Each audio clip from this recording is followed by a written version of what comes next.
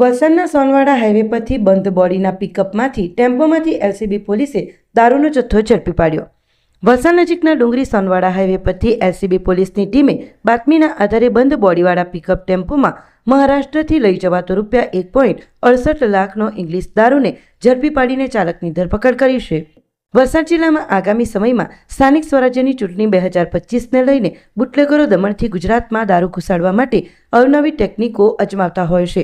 ચૂંટણીને લઈને વલસાડ એલસીબી પોલીસની ટીમ હાઈવે પર પેટ્રોલિંગમાં હતી. એ દરમિયાન બાતમી મળેલ કે બંધ બોડીના પિકઅપ ટેમ્પોમાં દારૂ લઈ જવાઈ રહ્યો છે.